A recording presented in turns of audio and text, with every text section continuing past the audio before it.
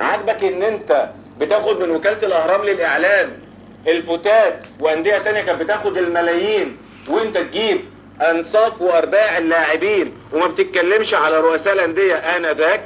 هو ده اللي كان عاجب سيادتك؟ ولا انت بتتكلم لمصلحة اشخاص؟ ولا انت ايه بالظبط؟ ولا انت عايز ايه بالظبط؟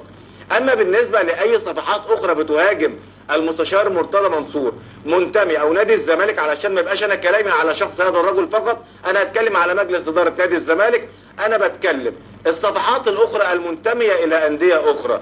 هو حضرتك لماذا كل هذه الحمله الممنهجه على رئيس نادي الزمالك؟ اشمعنى الايام ديت والسنوات ديت بيحصل دوت؟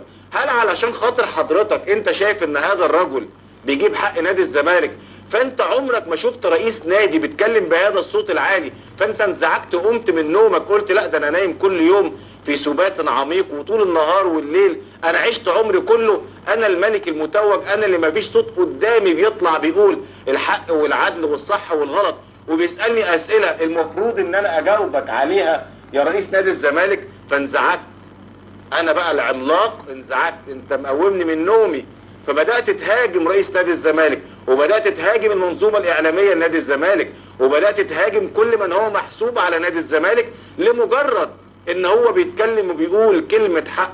ده احنا لما جينا نتكلم على حق النادي المصري واستضفنا النادي المصري قامت الدنيا وما قعدتش.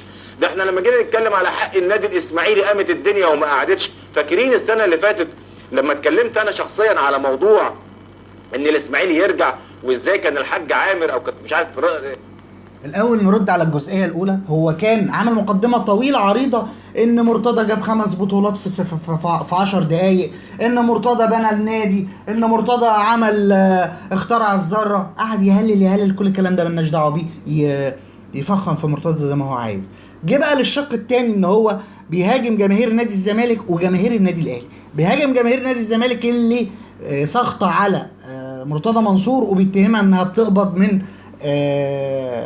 اسمه ايه ده اهو عباس والعتال والجماعه دول. جه بقى للشق بتاع ايه جماهير النادي الاهلي، يقول لهم انتوا كنتوا نايمين في سبات عميق وفقتوا لما لقيتوا الصوت العالي. مرتضى ليه 20 سنه بيقل ادبه وجماهير النادي الاهلي بتشتمه من قبل محمود طاهر، من ايام كابتن حسن حمدي، من ايام طاهر محمود طاهر، ومن ايام صالح سليم الله يرحمه. يعني هو من قديم الازل وبيتشتم وبيتبهدل، وبرضه اللي فيه مفيش فايده. مرتضى منصور خلاص خد على الحس العالي وخد على الجعجعه وخد ان هو يتهم ويشتم ويقل ادبه على كل الناس، بس احنا ما بنخافش منه وهنبين فضايحه وهنبين وسخاته للعالم كله. ده رقم 1. رقم 2، انت بتقول قلبتوا الدنيا لما لقيتونا مستضيفين النادي المصري. احنا مالنا يا عم انت والمصري؟ ما تولعوا بجاز.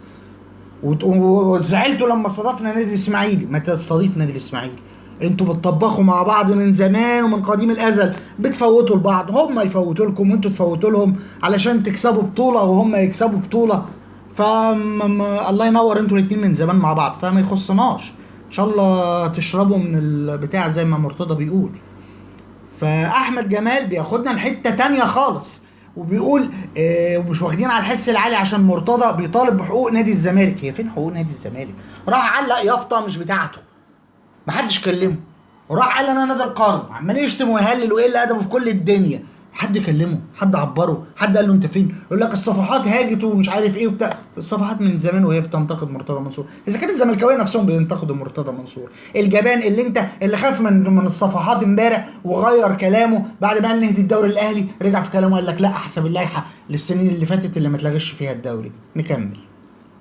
لجنه المسابقات او اتحاد الكوره قال لك لا ده الاسماعيلي هيلعب في الوقت اللي اصلا النادي الاهلي اصلا ما لعبش ماتش بيراميدز. فاحنا عملنا مقارنه، هو الاسماعيلي دوت اقل من النادي الاهلي مثلا؟ فلما اتكلمنا وبدانا نتكلم على حقوق الانديه الشعبيه برضو انتوا اتضايقتوا، وحملات اغتيال معنويه غير عاديه على كل من يتحدث باسم نادي الزمالك في اعلام الزمالك الرسمي.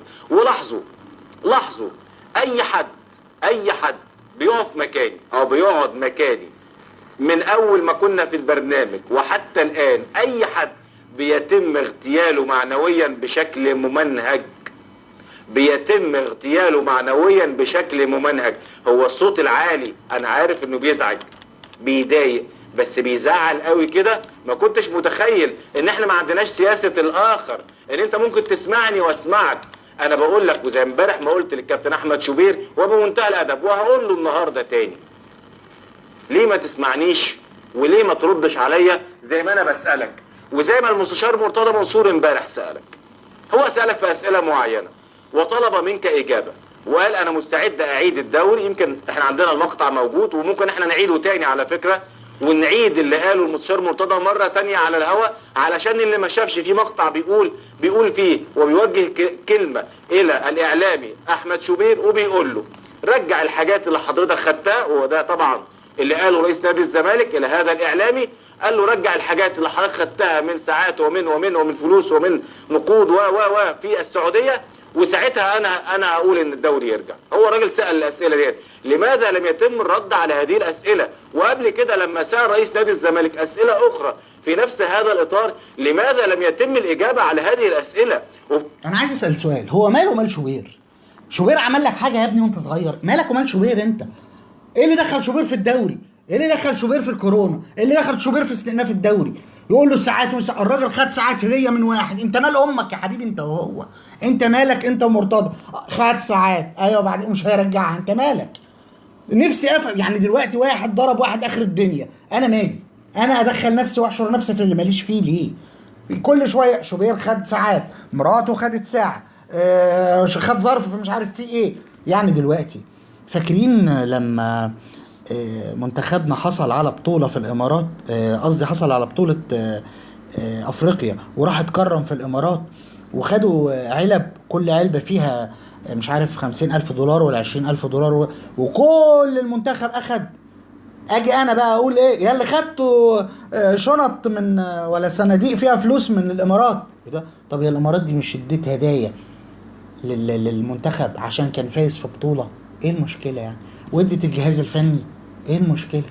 واحد ادى هديه لحد، ايا كانت الهديه، هديه فلوس، الهديه ساعه، الهديه بروش، الهديه اسوره، الهديه خاتم، هديه وخلاص. انت بقى ايه دخل اللي خدوا شوبير من في الدوري ومش عايزين تلعبوا الدوري؟ ويقول لك اصابات عميق وعايزين شوفوا يعني، شوفوا الضلال. عايز شوبير يعمل اللي هو عايزه واللي مرتضى عايزه. شوبير دلوقتي بيديهم من تحت لتحت. انا مش في صدد ان انا ادافع عن شوبير، وفي كلام ان اعلام المصريين ما جددش مع شوبير بسبب مرتضى، بس لو ما جددش مع شوبير بسبب مرتضى، احنا بنقول له قناه النادي الاهلي فاتحه لك دراعاتها يا كابتن شوبير، لو عايز تقعد في قناه النادي الاهلي بيتك ومطرحك. نكمل. وفي الاخر تهاجموا رئيس النادي. هو الراجل بيعمل ايه؟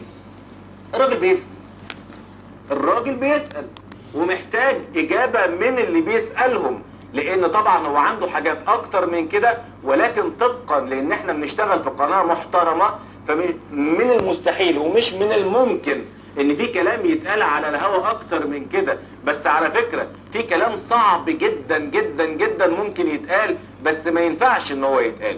فكل اللي الراجل بيعمل ايه في المداخله اللي عملها مثلا امبارح وقبل كده لما سال كابتن محمود الخطيب او سال المسؤولين الاخرين، واتكلم على الرئيس الشرفي للنادي الاهلي المستشار تركي آل الشيخ واللي عمله مع النادي الاهلي، وموضوع الانذار اللي هو بين قوسين سماه انذار الطاعه اللي هو اتكلم عنه امبارح. هو الراجل بيسال اسئله، بيسال شايفين القذاره؟ يقول لك بين قوسين الانذار بما يعني انذار الطاعه. شايفين الاسلوب الوضيع؟ قال يعني تركي راجل واداره النادي الاهلي ست فطالبها في الطاعه. لا، هو طالب فلوس مش بتاعته، فلوس هو اداها للعيبه بايده، ماشي. بس هو قال لكم يا شحاتين، يا شحات لمرتضى منصور، وانا سمعتها لاخواتي الاهلاويه اللي بيسمعوني دلوقتي كذا مره. قال له يا شحات كذا مره، يقولها له ما تكلمش ليه. دي نقطه. النقطة التانية والأهم، بيتكلم بيقول لك مرتضى بيسأل، عايزين إجابة. معلش أنا عايز أسأل سؤال، وإحنا كمان بنسأل مرتضى. إيه مرتضى حكاية الفلوس اللي أنت نهبتها من ريان والشوال اللي أنت جيت فيه؟ إحنا بنسأل، إحنا كمان اطلع قول لنا. بنسأل كمان إيه حكاية الشقة بتاعت باب الشعرية للبوس فقط اللي قال عليها كريم حسن شحاتة. على فكرة أنا هنزل لكم الفيديو ده، هنزل لكم الفيديو بتاع مرتضى والبت، بس ده الفيديو ده للكبار فقط. انا ما اعرفش بقى، ممكن يجازوني في الفيس، قصدي في اليوتيوب، او يدوني انذار او اي حاجه. انا هحاول بقدر المستطاع انزل الفيديو من غير ما يبقى علينا اي مسؤوليه قانونيه. فهنزله، وهنزل كلام كريم وهو بيقول له ايه حكايه البيت بتاعه البلكونه، هجر بلكونه، والشقه اللي في باب الشعريه اللي انت واخدها للبوس فقط. يقول لنا، ويقول لنا كمان على العربيات اللي كل عربيه ب 3 و4 مليون جنيه بتوع عياله، جايبهم منين؟ منين؟ هم بيشتغلوا ايه عياله اصلا؟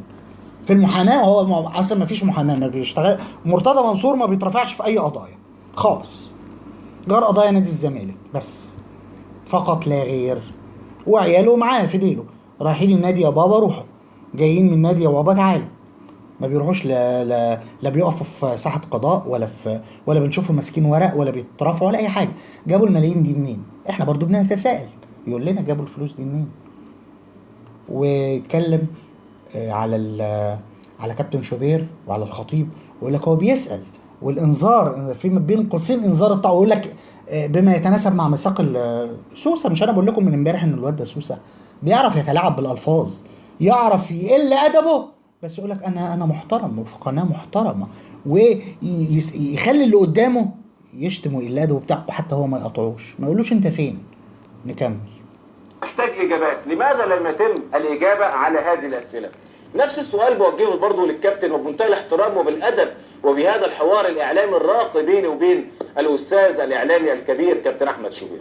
كابتن شوبير من السنه اللي فاتت واللي قبلها واللي قبلها واللي قبلها ومن سنوات طويله جدا جمهور نادي الزمالك محتقن، جمهور نادي الزمالك زعلان وبيسال اسئله بمنتهى الادب والموضوعيه والاحترام.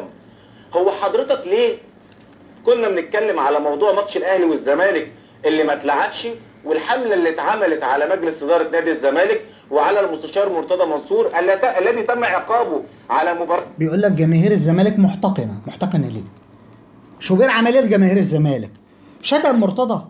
قال لهم مرتضى عمل وسوى؟ قال لهم مرتضى سرق فلوس الريان؟ قال لهم جاي من شوال من اليونان؟ قال لهم عمل وعمل وعمل؟ قال لهم كده؟ تعال شوف مرتضى بيعمل ايه.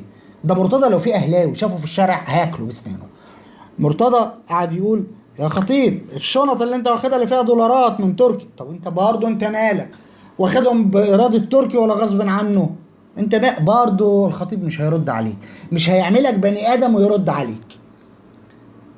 سيب الرد علينا، احنا هنرد عليك.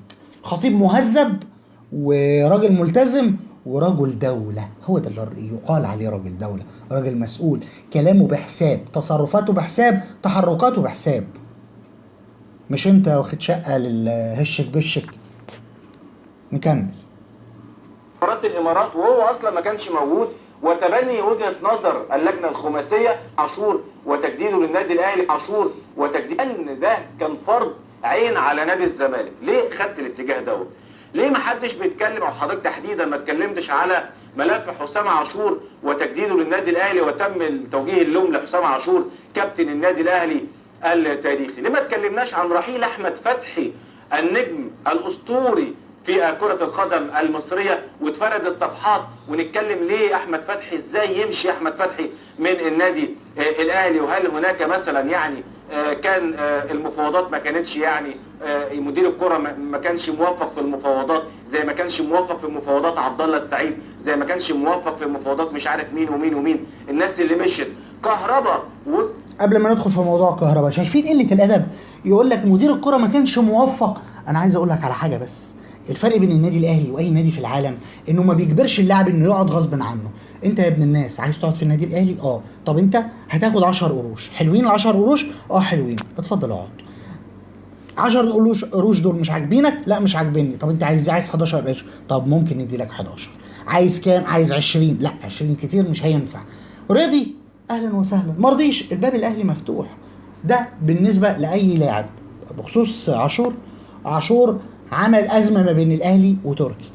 النادي الاهلي قال له استنى، النشاط واقف، هعمل لك ماتش اعتزال ازاي دلوقتي؟ ومين الفريق اللي هيجي يلعب معاك؟ هتسافر بره، نفس الشيء. مين الفريق اللي في العالم هيرضى يلعب وازمه كورونا شغاله؟ مفيش حاجه لسه اشتغلت.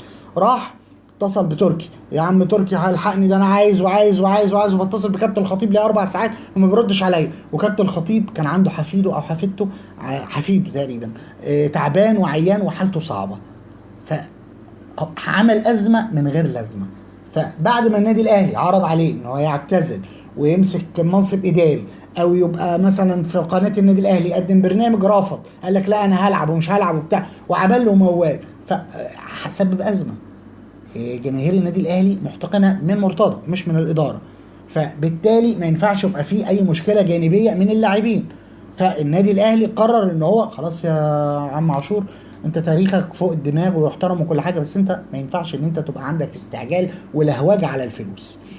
واحمد فتحي مشي عشان الفلوس، عبد الله السعيد مشي عشان الفلوس، اي لاعب بيمشي عشان الفلوس مشي، فمش هنمسك فيه. ما نقولش بقى فشل من الاداره، لا هو مش فشل من الاداره، ممكن يبقى طمع من اللاعبين، طمع من اللاعبين. النادي الاهلي انا عايز اقول لكم على حاجه، في ناس مش لاقي 1000 جنيه في الشهر، واللعيبه دي بتاخد ملايين وتقول لك انا امن مستقبلي. معلش هو في ازاي تامن مستقبلك ايه؟ وانت عندك 30 سنه ولا 32 سنه، المفروض خلاص انت امنت مستقبلك من قديمه مع المنتخب ومع الانديه اللي انت اللي احترفت فيها ومع النادي الاهلي، ربنا يزيدك. ولكن اللي بيشجعك ده وبيحترمك لما يلاقيك بتجري ورا الفلوس اكتر من حبك لناديك مش هيحترمك، وناديك بيقدرك على فكره، يعني انت ما بتلعبش في النادي ببلاش. فده رد على احمد جمالات اللي عايز يعمل نفسه فاهم. لو يدونا مساحه ندخل نكلمهم الناس دي، والله العظيم الواحد يتصل بيهم ويكلمهم، وبرضه بالذوق وبالاحترام، ما يخرجش عن الادب ولا الاحترام، واعرف ارد عليه. واي اهلاوي مش انا بس، اي اهلاوي يعرف يرد عليه بالعقل وبالمنطق. نكمل وشوف هيقول ايه على كهربا وهنرد عليه.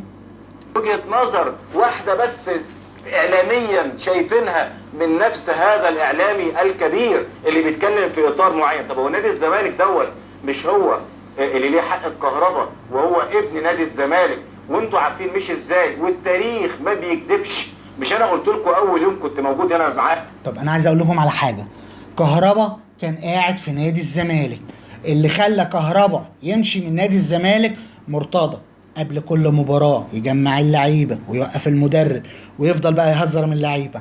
انت يا عنتر ايه اخبار السيراميك؟ اتجوزت ولا لسه؟ انت مش عارف مين ما مالكش دعوه يا عبد الله جمعه من جماهير النادي الاهلي عشان ما يخطفوش اخوك، ده اخوك بيلعب هناك.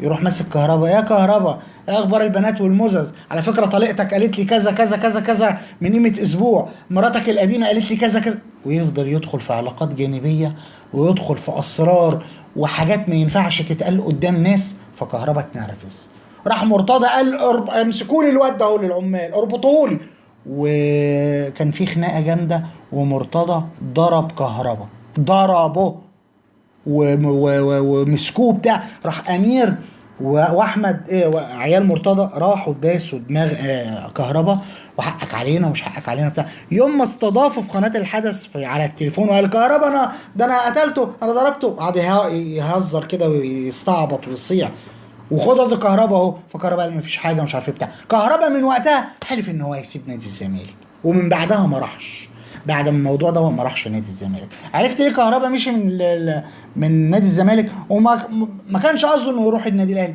بس النادي الاهلي بيته. فلما راح وحكى الموضوع ده اهو قال انا اتضربت في نادي الزمالك واهنت في نادي الزمالك. والنقاص كان النادي الاهلي خده ولا قال له تعالى ولا هربه؟ ما هو النقاص مشي ليه؟ ما من ظلمكم وظلم رئيسكم. نكمل، نيجي بقى على الراجل ابو شعر شايبه اللي اسمه محمد رجب. نسمع كده محمد رجب قال ايه، وبينتقد الاعلاميين الاهلاويه وهم اصل الفساد واصل الضلال في قناتهم قناه الزمالك. نسمع ونعقب على الكلام اللي قاله.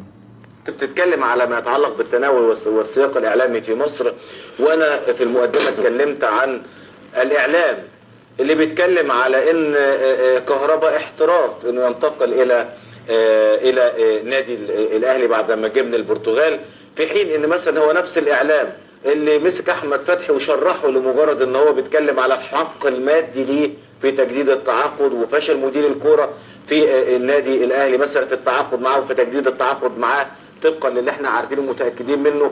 انا بتكلم على نفس الاعلام اللي بيكبر موضوع حمدي النجاز ومش عارف ايه، نفس الاعلام اللي كان عايز يخلص على شيكابالا، نفس الاعلام اللي كان عايز يخلص على نادي الزمالك في ماتش الاهلي والزمالك ويجبر الزمالك انه لازم يلعب المباراه بعد مباراه السوبر، نفس الاعلام اللي بيصدر مشاكل الزمالك كتيره جدا وبيتكلم على حاجات نادي الزمالك وكارتيرون ما جددش، وفي الوقت الاخر على الجانب الاخر سكتم بكتم محدش بيتكلم على اي حاجه ممكن تبقى جامده جدا. حسام عاشور، حكايات كتيره الناحيه الثانيه.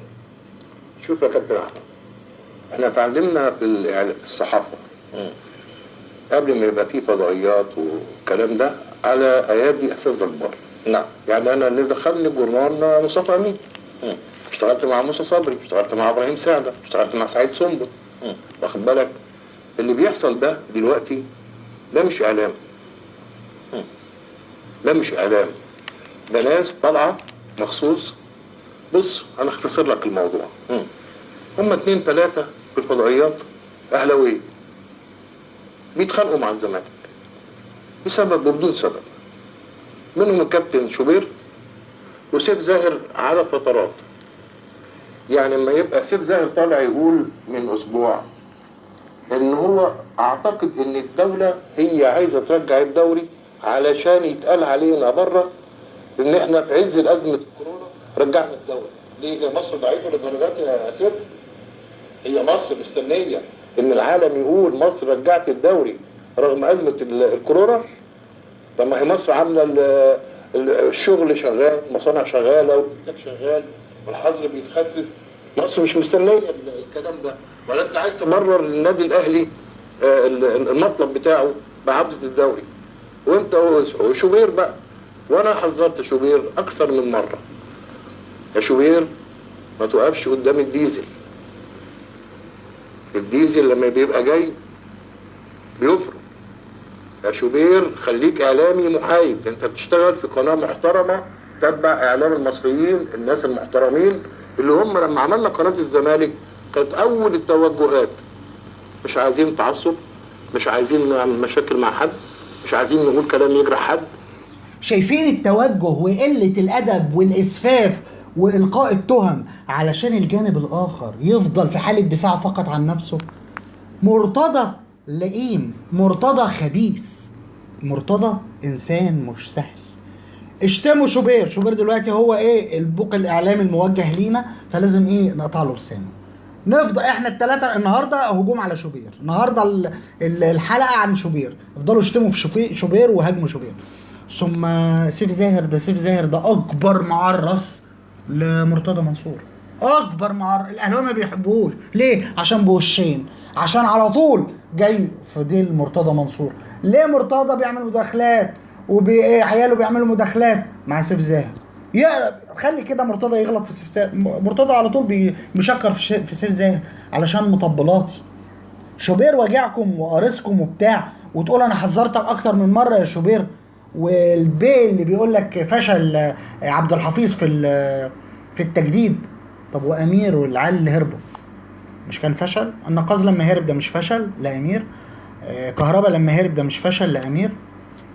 ما تقول لنا هو امير اصلا بيشتغل ايه في النهايه؟ حد يقول لنا بيفهم ايه في الكوره، بيفهم ايه في المجال؟ ما حد يقول لنا يا ناس. احمد بيه ده هو اللي هو في مجلس الاداره بيفهم ايه؟ ما تقولوا لنا ايه مؤهلاتهم؟ واحد واخد كليه حقوق والتاني واخد كليه حقوق، مالهم ومال الكوره؟ في اداره الكوره بيعرفوا ايه؟ نكمل. كل الكلام ده احنا التزمنا بيه. طيب ما هو انت يا كابتن في قناه تانية ما التزمتش بالكلام ده، واخد بالك؟ وتمسك مره حسين السيد وتمسك مره ترقع يعني بطريقه. استاذنك نطلع فاصل كده قصير وبكلامنا مع ناقدنا الرياضي الكبير الاستاذ محمد رجب. نعم حبيبي. حضرتنا فين؟ نعم. اتفضل يا باشا. ايوه ربنا يجعل كلامنا عليك خفيف يا شوف. لا احنا بنتكلم بصراحه على فكره والله. انا بتكلم على حوار اعلامي راقي بس والله. هو نقاش بس كده، عارف اللي هو ايه؟ انت بتتكلم بالمنطق. ما احنا عايزين ايه؟ احنا عايزين اعلام راقي. نعم. كويس؟ تمام. كابتن فاروق اتكلم وبيتكلم كل اسبوع. نعم. هات لي غلطه واحده لفاروق عبد. لا مفيش خالص. خالص. واخد بالك؟ صحيح. مثل النادي الاهلي خالص. مس حد من رموز النادي الاهلي ابدا. ده بالعكس، ده بالعكس، يمكن مره يعني زودها شويه واخد بالك في المجامله يعني. انما انا بتكلم عايز ايه؟ انت طالع في قناه محترمه، مالكش دعوه بالزمالك، مالكش دعوه بالزمالك، وانت ليك تجارب مؤسفه واخد بالك مع راجل ما بيسكتش. مالكش دعوه بالزمالك، والله العظيم 3 هتخسر، وهتخسر كتير يا شوبير. فانا عايز اقول بتقول الكلام ده عشان جمهور الزمالك زعلان محتقن طبعا طبعا هو مش من مثل هذه الممارسات يعني لما يطلع يقول لك الدوري يوم الاحد والجدول هينزل واللي مش هيلعب يتعاقب. طب ايه الكلام ده؟ هو انت بتحكم اتحاد الكره ولا اللجنه الخماسيه؟ طب انت كنت بتحكم اتحاد الكره اللي فات وتروح تقعد مع لجنه الحكام قبل ماتشات الزمالك عشان تعين الحكم اللي على مزاجك. طب دي اللجنه الخماسيه مالك هنرد على الراجل الشايب العايب ده اهو. بيقول له شوبير انت مالك ما تجيبش سيره الزمالك، وانت كمان برضو ما تجيبش سيره الاهلي. انت بتتكلم على فاروق جعفر انه ما بيجيبش سيره الاهلي. طب ما مرتضى بيجيب سيره الاهلي، واحمد جمالات بيجيب سيره الاهلي، وانت يا بني ادم بيجيب سيره الاهلي، والفولي ومنتصر الرفاعي والزيات والشرقاوي والعفاريت دي كلها بتجيب سيره الاهلي. كل الناس دي بتجيب سيره الاهلي. انت ماسك في فاروق جعفر اللي بيقعد زي التيس، هو قلته واحد بيهز كده في دماغه لمرتضى ما يقدرش يقول له ايه تلت التلاته كام. انا مش عارف الناس دي مغير ازاي. انت صحفي، ازاي انت صحفي؟ يخرب بيت اللي علمك الصحافه يا اخي، يخرب بيت اللي مسكك قلم وخلاك تطلع تبقى صحفي. الناس دي ازاي صحفيه؟ ده مهنه الصحافه دي مهنه شريفه، مهنه محترمه. الانسان يقول اللي ما يملي عليه ضميره، مش بيقول اللي بيحط ايده في جيبه وبيحط له الدولارات ويحط له الفلوس. نيجي بقى لشكوك عبد الشكور او ايهاب الفولي. طبل لمرتضى. مش مشكله، نسمع كده بيقول ايه وهنعقب على الكلام اللي قاله سريعا. الزمالك النهارده انت النادي الوحيد في مصر اللي او يمكن النادي الوحيد في العالم اللي خد بطولتين رغم ان العالم كله واقف مفيش اي بطولات. الجمهور الوحيد السعيد هو جمهور نادي الزمالك. فالنهارده التويته بتاعت الدكتور مدحت العدل انا شايف ان هو بيخاطب بيها القله مش المجموع او مش الجمهور، القله. الدكتور مدحت العدل شايف ان في البعض بيحاول ان هو يشوه الصوره في وقت مش يعني مش مناسب او مش وقت مش في مجاله. انت طول الوقت ممكن تنتقد عادي، انتقد بس تنتقد في المجال. النقد معناه المدح والذم مش الذم بس. يعني المدح والذم يعني لما الراجل يبقى كويس وبيعمل حاجات كويسه، حقق بطولات وبيسعى وبيحقق وبيحارب وبيعمل، المفروض انت بتطلع بقى النقد بتاعك بيطلع بالمديح، تطلع تقول الراجل عمل كذا وكذا وكذا وكذا. لكن لما تطلع في عز المديح وفي عز الانجازات وفي عز البطولات وفي عز الطفره اللي بيعيشها نادي الزمالك وتطلع تنتقده، يبقى انت هنا ما بتنتقدش، لا ده انت موجه بسياسه معينه وباجنده معينه، انت ليك هدف معين. لو الراجل عمل ايه برضو في مثل بيقول لك حبيبك بيبلع لك الزلط وعدوك بيتمنى لك الغلط. فهنا احنا بنتكلم على مجموعه من الناس المتربصه اللي هي وصلت لمرحله العداء، مش مرحله ان انت تنتقد اداء لرئيس نادي حقق افضل ما تم تحقيقه في عصور جميع رؤساء انديه نادي الزمالك. سمعنا ايهاب الفولي وفصل من التعريص لمرتضى، عمل بطولتين وانجازاته ويافطة القرن ونادي القرن. كل ده مش مشكله، كل ده مش مهم، احنا ملناش فيه. نكمل. نسمع بقى تطبيل وتعريص فاروق جعفر. انتصارات جميله وياما متعتنا. فلما جيت اتكلمت معاك على ما يخص رئيس نادي الزمالك وانت حصرت رؤساء كثيرين جدا، اتكلمت وقلت بصراحه شديد جدا ان هو الرئيس التاريخي لنادي الزمالك، وانا مش محتاج حاجه من حد عشان اقول الكلام ده، لان انت فاروق جعفر، يعني انت ملء السمع والبصر، مش محتاج ان حد يقول لك انت بتعمل ايه وبتقول ايه. لما قلت كده قامت الدنيا وما عادتش، وازاي فاروق جعفر يقول كده وفاروق جعفر ازاي والحكايه بتزعل من الكلام ده من بعض برضو القله اللي بتحاول تهاجمك لمجرد ان يبقى ده هجوم ممنهج من البعض. هي بتبقى وجهات نظر، يعني لا تحس ان في ناس كتير قوي موافقه على الكلام اللي انا بقوله وفي ناس مش موافقه. دايما تروح للناس اللي الاجابه بتاعتها سلبيه. هل هي دخلت النادي؟ هل هي شافت النادي؟ هل هي شافت النادي في الستينات والسبعينات والثمانينات والتسعينات؟ طبعا اكيد لو هم شافوا النادي في الفتره دي هيقولوا اكتر من اللي انا بقوله، ان دي حقيقة. يعني انا فعلا انا بتكلم مع المستشار او بتكلم في القناه بتاعتنا خلي بالك لو ما كانش في القناه دي ولا كنت هتحس بنادي الزمالك في كل هذه الظروف وكل هذه المشاكل. القناه دي هي بتعبر عن وجود نادي الزمالك بقوه، قراراته وبرؤيته والمستقبل، واللي هو شايف ان ده في صالح النادي وصالح الكوره. مش بيتكلم كمان خلي بالك ان اداره النادي ما بتتكلمش هي عايزه ايه، بتتكلم في الكوره في عموم يعني. سمعنا